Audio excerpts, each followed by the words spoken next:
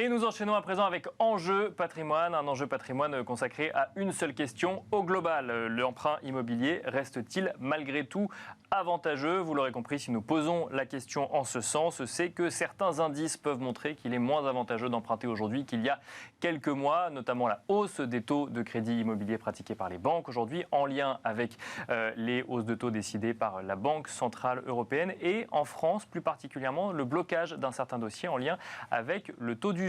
Mais dans un contexte inflationniste, on peut donc se poser cette question. Au global, l'emprunt immobilier reste-t-il malgré tout avantageux? Une question que nous allons poser à nos deux intervenants. Sylvain Lefebvre, tout d'abord, qui nous accompagne. Bonjour Sylvain Lefebvre. Bonjour. Vous êtes président de la Centrale de financement et nous avons le plaisir également d'être accompagné par Vincent Danis. Bonjour Vincent Danis. Bonjour. Vous êtes président de Savignane. On va commencer avec vous, Sylvain Lefebvre. Avant de nous demander si au global l'emprunt immobilier reste avantageux, si on se pose la question, c'est que les conditions d'emprunt sont plus complexes aujourd'hui qu'il y a quelques mois, et ce malgré une nouvelle hausse du taux d'usure qui est intervenue début octobre.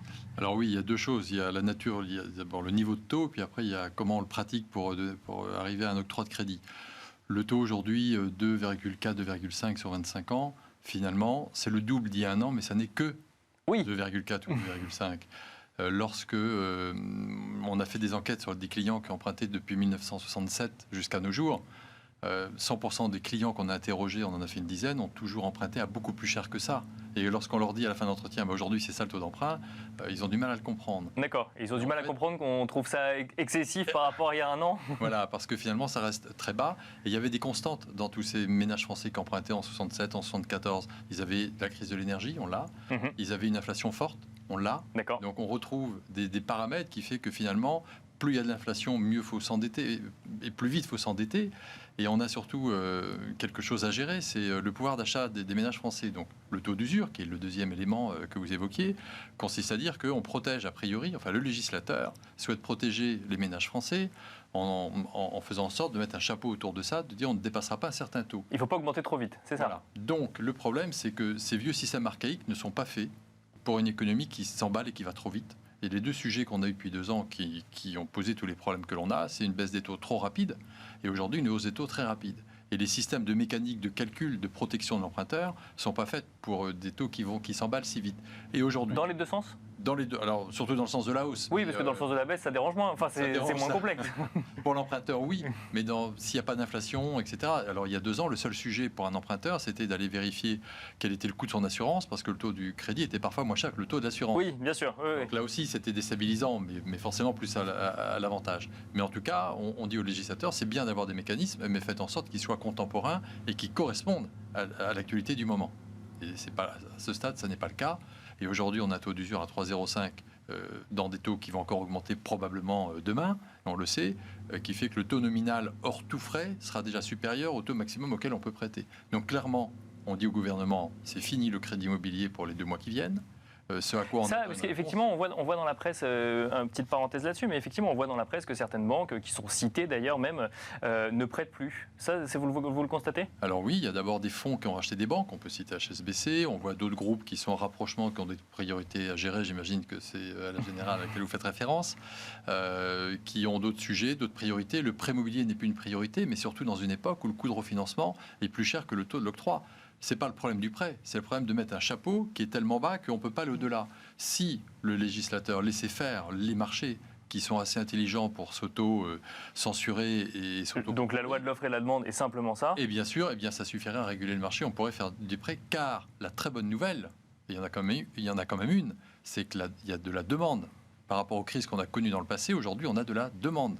On ne peut pas la traiter et on bloque la filière de l'ensemble de l'immobilier, neuf, ancien, gestion patrimoniale, uniquement parce qu'il y a ce taux contraint qui n'est plus du tout dans l'air du temps par rapport à la vision d'aujourd'hui. Vincent Danis, il y a le sujet donc du taux d'usure qui bloque un certain nombre de dossiers, notamment quand on accompagne effectivement les porteurs de projets dans la recherche de financement. Mais de manière plus générale, effectivement, moi je trouve ça très intéressant ce que nous disait Sylvain Lefebvre sur le fait que si on regarde depuis 1967, 63 ou 67, en fait le taux au global mis en regard de ce qu'on a connu en France reste très avantageux, non? Il y a eu 2 évolutions majeures.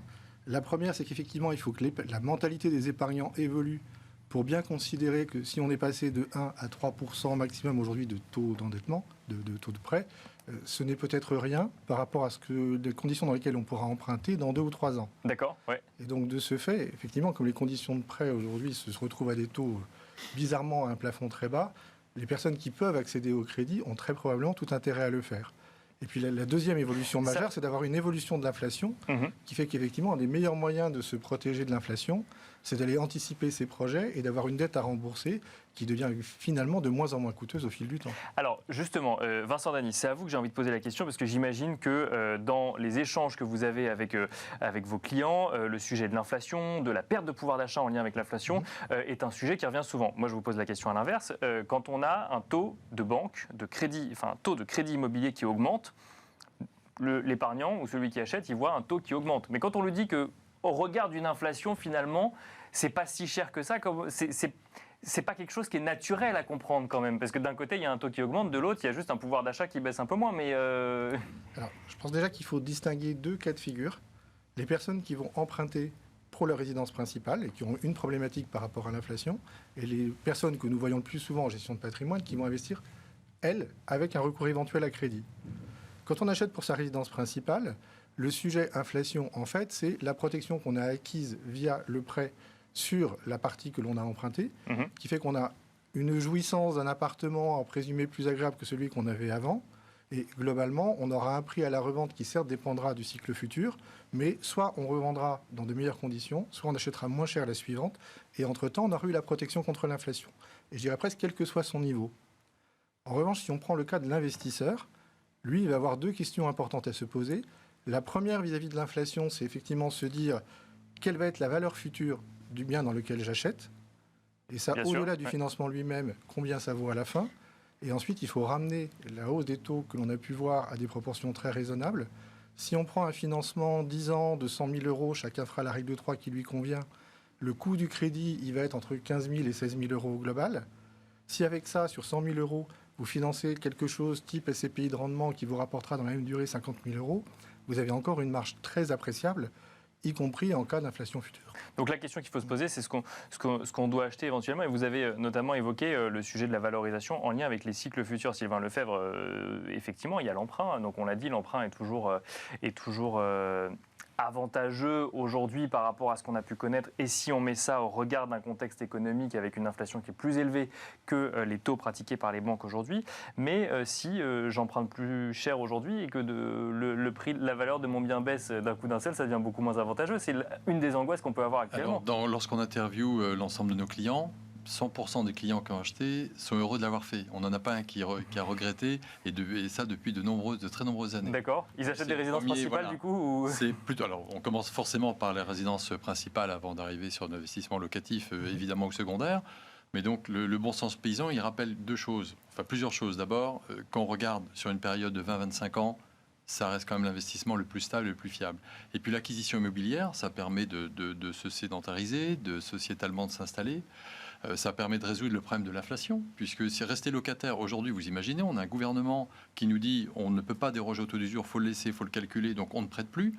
Ça veut dire que là, on est censé protéger, ou ce taux est censé protéger les ménages français. C'est vu comme un formidable moyen de limiter la hausse d'un taux de crédit immobilier. Alors c'est faux, puisque du coup, ils n'en prennent pas, on leur dit rester locataire. Et tout le monde sait, tous ceux qui nous entendent savent très bien qu'un loyer va continuer à augmenter. Donc dans une période d'inflation où le loyer va augmenter, où les salaires a priori ne vont pas augmenter autant, on va continuer à obérer le pouvoir d'achat, alors qu'une des premières missions du gouvernement, c'est d'essayer de faire attention à l'inflation et de la juguler. Eh bien, aidons les ménages français de propriétaires, les stabiliser avec un taux fixe, et puis l'inflation fera petit à petit. Ce qui est important aussi, c'est de dire, donc l'immobilier, c'est quand même quelque chose, une valeur forte ancrée, qu'elle soit patrimoniale ou résidence principale, tout simplement, qui est déjà le début du patrimonial, finalement. Bien sûr, oui. Donc ça ancre. La deuxième chose, c'est que c'est la seule façon de créer de la valeur pour le jour où la retraite arrive, de garder un niveau de revenu suffisant, et ça règle aussi le pouvoir d'achat voulu par le gouvernement, de se dire, dans 25 ans, dans 30 ans, les gens seront en retraite, alors peut-être 35, mais lorsqu'ils seront en retraite, eh bien au moins ils garderont leur pouvoir d'achat parce qu'il n'y aura plus de loyer. Et en fait, on ne comprend pas ce discours volontaire de dire je gère l'inflation et je gère le pouvoir d'achat des ménages, mais pourtant je ne fais rien et je bloque le système. Ça peut évoluer. Il va falloir que ça évolue. Il va falloir que ça évolue, en tout cas la profession le demande. Si emploi. Vincent Danis, vous nous avez dit deux choses sur lesquelles j'aimerais bien revenir. D'un côté, vous nous avez dit si vous pouvez emprunter aujourd'hui. Donc effectivement, on rejoint ce que nous dit Sylvain Lefebvre, c'est que peut-être il y a un peu moins de monde qui peuvent emprunter aujourd'hui, mais si vous pouvez emprunter aujourd'hui, faites-le. Et globalement, au-delà de la résidence principale, n'achetez pas n'importe quoi. En fait, c'est ça que vous nous dites. Parce qu'effectivement, le risque, si l'inflation devait se prolonger et arriver à des taux importants, c'est qu'à un moment donné, vous ayez une répercussion de cette hausse des taux sur les prix du marché. Et là, ça veut dire que l'investissement va se réserver soit à des investisseurs sélectifs, soit à des investisseurs optimistes. D'accord. Si vous achetez un Pinel dans le neuf aujourd'hui à un prix qui peut être considéré comme un prix de haut de marché, vous faites le pari implicite que lorsque vous revendrez dans 10 ans un bien devenu ancien, vous n'ayez pas perdu davantage que la réduction d'impôt que vous avez obtenue au départ. Alors effectivement, il y a beaucoup d'argumentaires très efficaces employés sur les bureaux de vente des promoteurs pour aller expliquer comment le locataire, les impôts vont aller financer le bien futur, mais à condition qu'il n'y ait pas de moins-value à la sortie. Et des sénateurs qui sont plus, qui sont un peu plus critiques sur le Pinel actuellement d'ailleurs. Et je pense à juste titre, c'est-à-dire que d'un point de vue conseiller en gestion de patrimoine qui a l'ambition d'aller revoir ses clients dans 10 ans, dans 12 ans et d'assumer les conséquences des conseils que l'on aura donnés, il y a probablement des choses plus attractives à faire aujourd'hui que d'aller prendre un risque sur une valeur future de marché, sur un bien dont on sait qu'il ne sera pas liquide et dont on n'aura pas intérêt à se séparer si jamais il y avait une évolution négative. Mais c'est intéressant ce que vous dites, ça veut dire que ce n'est pas parce que vous avez les moyens d'acheter et que vous avez la capacité de financer cet achat immobilier qu'il faut aller acheter, qu'il faut aller prendre un risque complexe dans l'achat que vous allez réaliser. C'est-à-dire que tout immobilier n'est pas un bon immobilier, c'est ça que vous dites. On vous écoutera sur le sujet, Sylvain Lefebvre, vous avez peut-être une vision différente. Mais... Déjà, le marché n'est pas efficient, le marché de l'immobilier. C'est-à-dire que vous prenez une rue et des immeubles présumés semblables, entre le premier étage, le cinquième étage d'un immeuble, entre deux immeubles a priori comparables dans la rue, en fait, vous pourrez avoir un écart de prix très important qui dépend de la motivation du vendeur, de son envie de rendre rapidement ou pas. Donc ce marché est inefficient, les immeubles ne sont pas équivalents les uns aux autres, et donc déjà il y a une première valeur ajoutée à la sélection, qui est effectivement de pouvoir acheter à un moment donné sur un marché donné un bien dont on peut estimer qu'il est en retard par rapport à des biens comparables, et donc il est relativement protégé par rapport aux autres que l'on pourrait trouver. Alors on le trouve de deux manières, en immobilier direct ou en immobilier indirect via la pierre papier, où là je dirais que c'est encore plus simple et plus lisible. Et là aussi, il y a un risque d'acheter, pardonnez-moi l'expression, mais n'importe quoi en pierre papier ? Alors n'importe quoi non, mais pas à n'importe quel prix. D'accord, oui c'est ça. Vous avez une marge de manœuvre de plus ou moins 10% par rapport à la valeur d'expertise, et vous pouvez trouver des patrimoines de qualité comparable. Certains sont 8 à 9% au-dessus de leur valeur d'expertise et d'autres sont 8 à 9% en dessous de leur valeur d'expertise. Ça veut dire que le moins cher aujourd'hui, en fait, est protégé à hauteur de quasiment 20% d'une évolution de marché par rapport à celui qui était plus cher. Et un autre élément à prendre en compte, c'est que vous allez pouvoir trouver dans ces investissements un crédit également à l'intérieur de ces produits. C'est-à-dire que la performance passée aura pu être construite par un investissement à 130-140%, en ayant recours à un crédit à taux bas. Et soit aujourd'hui la société de gestion n'est plus à même de recourir au même effet de levier à l'intérieur, soit plus dans les mêmes conditions financières. C'est-à-dire que les performances passées ne préjugeront pas des performances à venir. Et on rappelle effectivement que les SCPI sont des produits financiers et qu'il faut s'y intéresser de près, puisqu'il y a quand même des sujets après de location ou de vacances quand elles sont exploitées. Mais c'est un moyen comme un autre effectivement d'investir en immobilier. Sylvain Lefebvre, j'ai envie de vous poser la même question qu'à Vincent Danis. C'est quand on a la capacité, effectivement vous nous avez dressé le contexte, quand on a quand même la capacité d'emprunter et qu'on se dit que les taux vont continuer à augmenter. La réaction, ça peut être de se dire autant emprunter tout de suite et faire un investissement immobilier. Mais encore faut-il ne pas acheter n'importe quoi et ne pas se retrouver avec un bien qui est survalorisé par rapport au marché. C'est évident, l'emplacement. On connaît tous cet adage, mais c'est encore plus vrai aujourd'hui qu'hier. Le digital ne fait pas tout. On va encore visiter des biens, on observe dans quel quartier on construit, s'il y a des écoles, c'est quoi le tracé de demain, c'est quoi l'urbanisation en cours autour de ce quartier. Quand il s'agit de neuf, et puis d'ancien, c'est facile d'observer. Donc, ça reste fondamental. Il y a un risque de précipitation d'achat du fait que dans 2 mois, les taux aient encore augmenté ? Alors oui et non, parce que le taux d'usure bloque tellement le marché, c'est pas le freine, c'est le bloc, entendez-moi bien sur le sujet. Bien sûr, Et on sait qu'à un moment donné, le législateur commence à entendre notre discours, parce qu'au début, il y avait que les courtiers, maintenant les banques s'y mettent, puis les promoteurs. Enfin, vous avez aujourd'hui le marché totalement bloqué sur l'ensemble de la chaîne de la filière. Et ce qui nous insupporte à nous, professionnels de la filière, que ce soit dans le prêt ou autre, c'est qu'on considère que l'analyse qu'en fait le gouvernement, c'est que l'immobilier, la filière entière, est juste une variable d'ajustement d'une politique générale.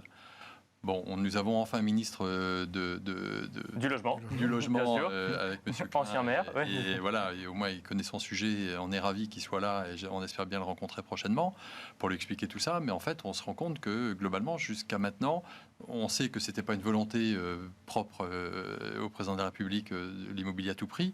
À un moment donné, il faut au moins stabiliser les ménages français. Et on n'a pas le choix que de le faire. Et la digitalisation, ce qui se passe aujourd'hui, alors le trop de crédit, on est passé en 2019, je le rappelle, à 900 000 ventes. On est passé à 1 250 000 ventes l'année dernière.